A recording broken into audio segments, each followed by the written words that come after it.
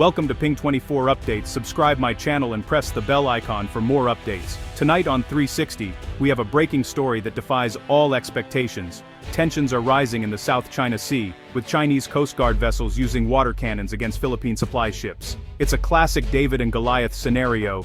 China, a global superpower, flexes against a much smaller neighbor. On paper, the mismatch is obvious. China's military dwarfs the Philippines in every category. But what if the Philippine military is, in its own way, stronger?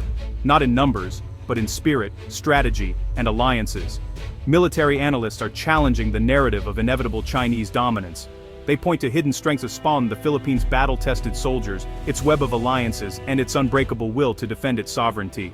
This is about more than counting tanks or ships, it's about resilience and tactical ingenuity.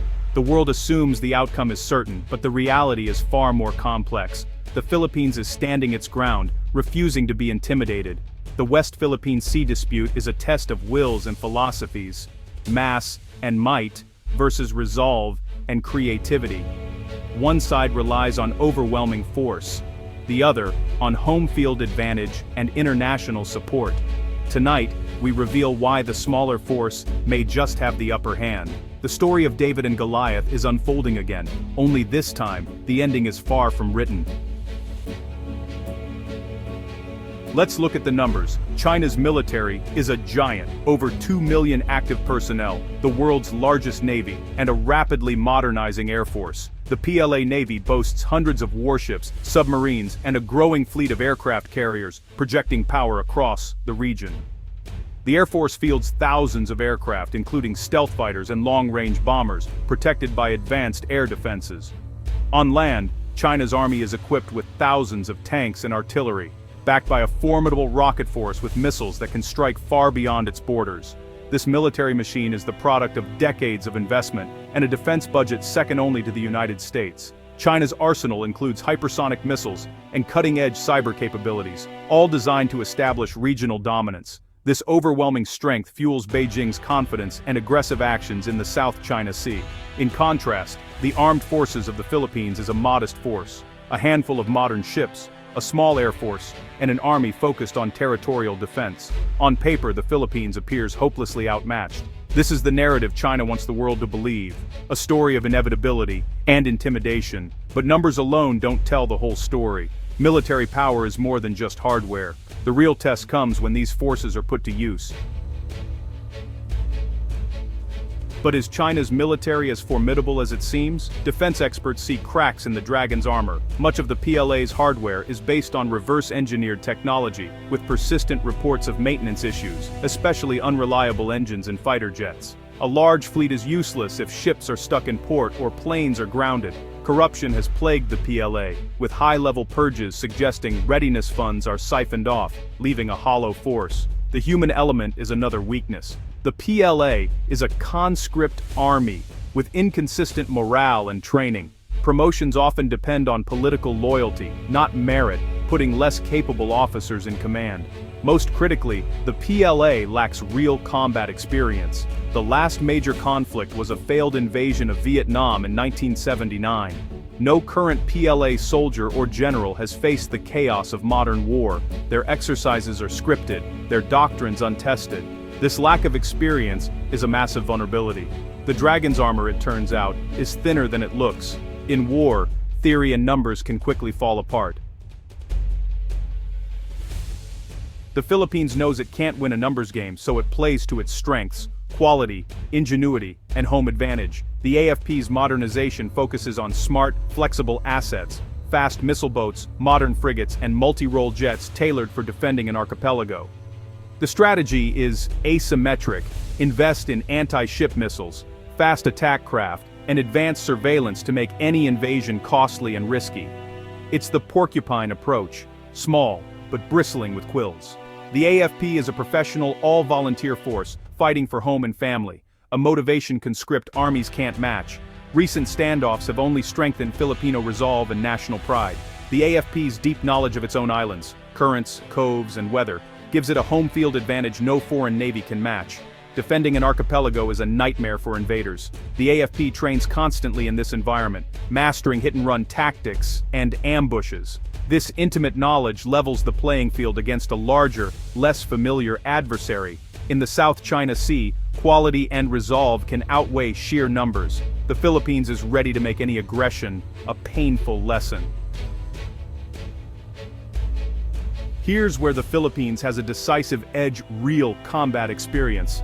While the PLA hasn't fought a war in over 40 years, the AFP has faced insurgencies and terror threats for decades. The 2017 Battle of Marawi was a brutal, months-long urban fight. Filipino troops learned hard lessons in coordination, improvisation, and resilience. This experience isn't theoretical, it's forged in the chaos of real battle. AFP soldiers are always ready, empowered to make decisions on the ground.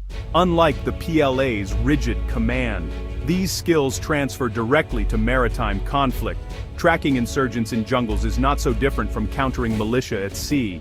The AFP is battle-hardened, adaptable, and masters of operating with limited resources. In any conflict, China would be learning on the job, while the Philippines would be fighting with decades of hard-won experience. The Philippines' greatest asset isn't just its military, it's its alliances. The 1951 Mutual Defense Treaty with the United States means any attack on the Philippines could trigger U.S. intervention. The U.S. Navy's 7th Fleet is a constant presence, raising the stakes for China. Beyond the U.S., the Philippines is building ties with Japan, Australia, and South Korea, receiving patrol vessels, training, and intelligence. Joint exercises with these allies give the AFP access to advanced tactics and technology. This network of alliances creates a united front, deterring Chinese aggression. China, by contrast, has few true allies and stands largely alone in the region. The alliance system is a force multiplier, turning the Philippines from a lone defender into the tip of a much larger spear. In a crisis, the AFP wouldn't fight alone. The world's most powerful democracies would be standing with them. For China, that's a risk not easily ignored. The balance of power is not just about numbers, it's about who stands with you. President Ferdinand Marcos Jr. has transformed Philippine strategy with a bold new doctrine. Unlike his predecessor's appeasement, Marcos Jr. has drawn a clear line. Not an inch of Philippine territory will be surrendered. He's revitalized the U.S. alliance, expanded American access to key bases, and made the South China Sea dispute a global issue. The Marcos Jr. doctrine is assertive transparency, publicizing Chinese aggression, embedding journalists, and exposing Beijing's tactics to the world. This approach has galvanized domestic support and rallied international condemnation, putting China on the defensive. The Philippines is no longer acting like a victim, but as a sovereign nation defending its rights. Marcos Jr. has built a coalition of support, making it clear this is not just a local dispute. The days of quiet appeasement are over. The psychological dynamic has shifted. Confidence has replaced caution. The world is watching, and so is Beijing. The Philippines is leading by example. Assertiveness is now backed by action. Joint military exercises with the U.S. and allies have reached unprecedented scale and complexity. Balikatan drills now include live fire scenarios, sinking enemy ships, retaking islands, and defending against invasions. These are no longer symbolic. They're operational statements of readiness. Allies like Australia, Japan, and France now participate, turning Balikatan into a multinational show of force. Joint patrols in the West Philippine Sea send a clear message. The Philippines and its allies are ready to act together. China now faces a more unpredictable, closely watched environment. The Philippines' firm stand is inspiring other Southeast Asian nations to consider a united front. A new regional security architecture is emerging, one based on collective defense and international law. The balance of power in the South China Sea is shifting. So, how can the Philippine military be considered stronger than China's? Because true strength isn't just numbers, it's willpower, experience, smart strategy, and powerful alliances. China's military is big, but brittle, untested, isolated, and plagued by internal weaknesses. The AFP, backed by allies, is built for resilience and protracted defense in its own territory. The goal: make any aggression so costly that Beijing thinks twice. The Philippines has shown the world that smaller nations can stand up to superpowers. In this David and Goliath contest, David has experience, resolve, and friends, and that's why, in the ways that matter most, the Philippines is a far more formidable force than the numbers suggest.